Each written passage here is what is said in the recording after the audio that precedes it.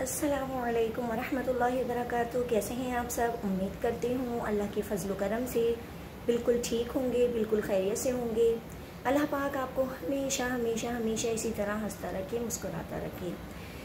آپ کی عمر میں، آپ کے علم میں، آپ کے عمل میں اللہ تعالیٰ ڈھیروں ساری بہت ساری برکتیں دے، آپ کو رزق حلال کمانے کی توفیق عطا فرمائے، حرام کاموں سے، حرام چیزوں سے اللہ تعالیٰ بے انتہا آپ کو دور کر دے۔ اللہم آمین ثم آمین۔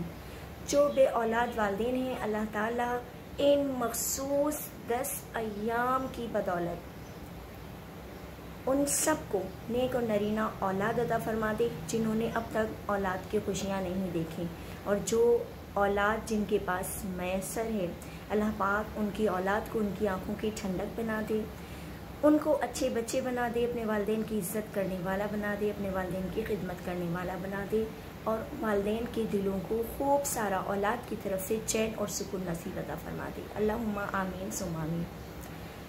آج ذی الحج کی 3 تاریخ ہو گئی ہے۔ 2 دن اتنی جلدی رخصت ہوئے کہ پتہ ہی نہیں چلا، اور دیکھتے ہی دیکھتے یہ 10 دن بھی ہم سے جلدی رخصت ہو جائیں گے۔ تو خدا را ابھی بھی وقت ہے، اپنے آپ کو غفلت کی نیند سے جگائیے، خوب عبادتیں کیجیے، ان 10 دنوں میں جتنی نیکیاں کما سکتے ہیں کمانے کی کوشش کیجیے۔ اللہ تعالیٰ جب طوفان میں گھرے ہوئے پرندے کے گھونسلوں کو گرنے نہیں دیتا، تو یقین رکھیے وہ آپ کو بھی طوفانوں کے عذاب سے بچا لے گا، آپ کو گرنے نہیں دے گا۔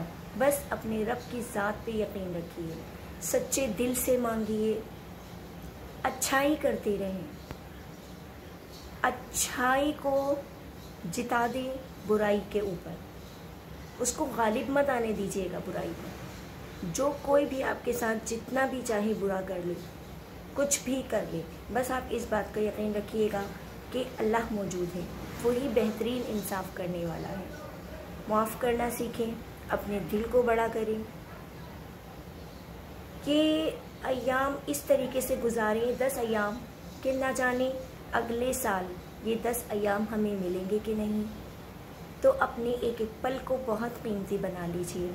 میں جانتی ہوں کہ سب کا وقت بہت قیمتی ہے، وقت نکالنا بہت مشکل ہو جاتا ہے، لیکن پلیز ان 10 دنوں کی اہمیت کو سمجھتے ہوئے، صرف 10 دنوں کی تو بات ہے، ہم جب رمضان المبارک کا مہینہ آتا ہے تو پورا مہینہ یہ سوچ کے گزارتے ہیں کہ نہ جانے اگلے سال رمضان المبارک کا پیارا پیارا مہینہ ہمیں ملے گا کہ نہیں۔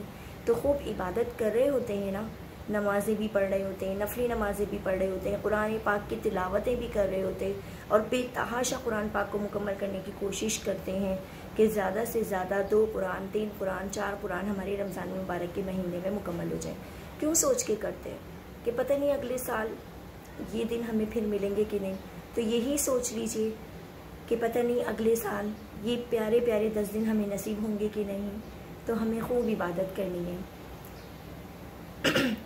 زیادہ سے زیادہ سورہ اخلاص کی تلاوت کیجیے۔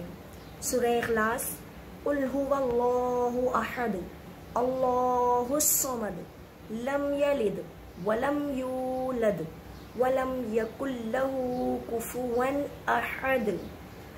اگر آپ ایک تسبیح ہر نماز کے بعد بھی پڑھتے ہیں، فجر سے لے کر عشاء تک، تو 5 نمازوں کے بعد اگر آپ یہ تسبیحات پڑھ رہے ہیں، سورہ اخلاص کی مکمل ایک تسبیح آپ کو پڑھنی ہے ہر نماز کے بعد، تو 500 مرتبہ تو آپ نے سورہ اخلاص اسی طریقے سے پڑھ لی۔ تو کوشش کیجئے، اگر 500 بار 5 نمازوں کے بعد نہیں ہو رہا آپ سے، کہ آپ کے پاس اتنا ٹائم نہیں ہے، وقت نہیں مل رہا، تو کوشش کیجئے عصر سے لے کے مغرب تک کے درمیان کا جو ٹائم ہوتا ہے، عصر کی نماز کے بعد ایک تسبیح پڑھ لیجئے۔ ضروری نہیں ہے کہ نماز آپ آخر وقت میں پڑھیں، اول وقت میں پڑھنے کی کوشش کریں۔ جیسے ہی اذان کی آواز آپ کے کانوں میں آئے، آپ سوچیں کہ مجھے نماز پڑھنی ہے، اسی وقت کھڑا ہو رہا ہے۔ اس لیے تعلیم میں اپنے ٹائم کو، اپنے وقت کو برباد مت کیجئے کہ ابھی تو آدھا گھنٹہ ہے مغرب کی نماز ہونے میں، ابھی تو 20 منٹ ہے مغرب کی نماز ہونے میں، آرام سے پڑھ لی جائے گی۔ جیسے ہی اذان کی آواز آئے ویسے ہی آپ وضو کریں، وضو کر کے نماز کے لیے کھڑے ہو جائیں. اس کے بعد ایک تسبیح آپ نے سورہ اخلاص کی پڑھنی ہے. دن میں کوئی سا بھی 1 گھنٹہ آپ سلیکٹ کر لیجئے، کوئی سا بھی. ظہر کی نماز کے بعد کا آپ سلیکٹ کر لیں، مغرب کی نماز کے بعد کا آپ سلیکٹ کر لیں، فجر کی نماز کے بعد کا آپ سلیکٹ کر لیں. کہ فجر کی نماز کے بعد تو ویسے ہی عبادت کا اپنا ایک الگ مزہ ہوتا ہے. اور کوشش کریں جب تک روشنی نہ نکل آئے جا نماز چھوڑ کے مت جائیں. تو فجر کی نماز کے بعد کا اگر آپ 1 گھنٹہ سلیکٹ کرتے ہیں تو اس میں تکبیرات پڑھیں.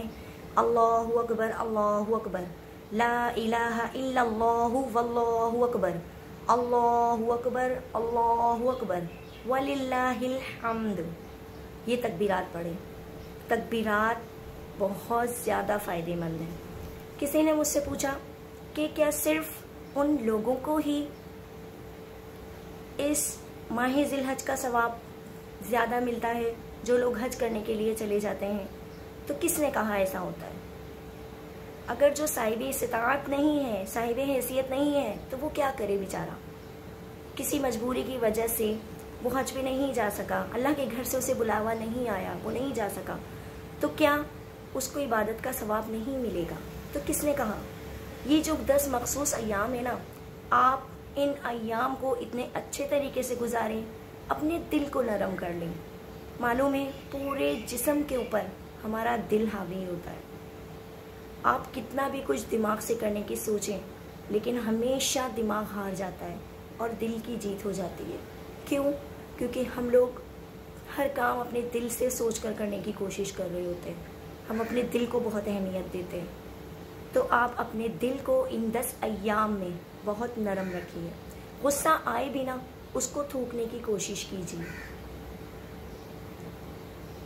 گالی گلوچ سے بچ کے رہیے، جھوٹ سے بچ کے رہیے، غیبت سے بچ کے رہیے، کسی کی چغلی مت کیجیے، کسی کو اپنے سے کمتر جاننے کی کوشش مت کیجیے. صرف آپ یہ 5 کام کر لینا تو آپ دیکھیے آپ کو اپنا آپ بہت اچھا لگنے لگے گا. آپ سوچیں گے آپ سے بہتر اس دنیا میں کوئی بھی نہیں ہے. جو فضول گوئی میں ہم وقت گزار رہے ہوتے ہیں نا، صرف وہ ان 10 ایام کے اندر سوچیں کہ آپ نے اپنے زبان کو ذکر اللہ سے تر رکھنا ہے. ذکر اللہ میں کیا کیا چیزیں آتی ہیں؟ لا الہ الا اللہ، لا الہ الا اللہ، سبحان اللہ، سبحان اللہ، الحمدللہ، الحمدللہ. ٹھیک ہے؟ تو اپنی زبان کو ہر وقت ذکر اللہ سے تر رکھیں. اور کیا ہی اچھا کام نہیں ہوگا کہ ہم استغفار کی کثرت زیادہ سے زیادہ کر دیں. استغفار جتنی دفعہ ہم استغفار پڑھیں گے، اگر ہم ہر نماز کے بعد ایک تسبیح استغفار کی بھی پڑھ لیتے ہیں تو دن بھر میں ہم نے 500 مرتبہ استغفار پڑھا. 500 گناہ اپنے نامہ اعمال کے ہم نے جو کیے تھے وہ صاف کر دیے.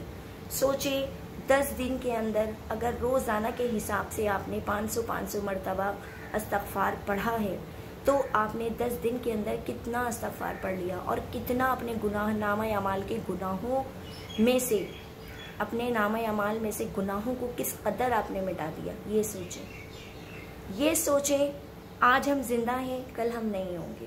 یہ سوچیں اگر ہماری اولاد نیک اٹھ گئی، نیک نکل گئی تو ہماری آخرت بہت خوبصورت ہو جائے گی. اور یہ بھی سوچیں ساتھ میں کہ اگر ہماری اولاد نیک نہیں اٹھی، اسے معلوم ہی نہیں ہے کہ مرنے کے بعد والدین کے لیے کیا کرنا ہے، کیا پڑھنا ہے، کس طرح ان کو بخشنا ہے، کس طریقے سے ان کو قبر کے عذاب سے محفوظ کروانا ہے، کچھ نہیں معلوم، تو ہم سے زیادہ بد نصیب کوئی نہیں ہے. تو بھی وقت ہے، اپنے پلوں کو برباد مت کیجیے. آج ذو الحج کا 3 دن ہے، 3 تاریخ ہے. ابھی بھی ہمارے پاس 7 دن باقی ہیں. کسی بھی ایک دن کو سلیکٹ کیجیے.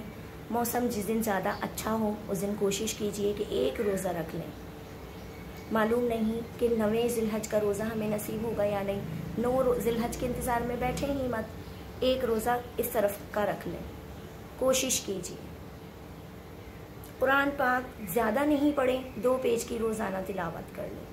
روزانہ اس کو سمجھ کے پڑھنے کی کوشش کیجیے. زیادہ ضروری ہے کہ اگر آپ کے پاس معنوں والا قرآن پاک موجود ہے تو صرف 2 پیج کے روزانہ معنی پڑھ لیں. آپ دیکھیں آپ کی زندگی بدل جائے گی. نمازوں کا اہتمام کر لیجئے. چلیے آپ ان 7 دنوں کے اندر یہ سوچیں ابھی تک تو میں غفلت کی نیند سو رہا تھا یا سو رہی تھی، اب میرا جو ہے دل وہ عبادت کرنے کے لیے اللہ تعالیٰ کی طرف رجوع کرنے کے لیے ٹھاٹھے مار رہا ہے، تو مجھے اب تہجد کی نماز پڑھنی ہے۔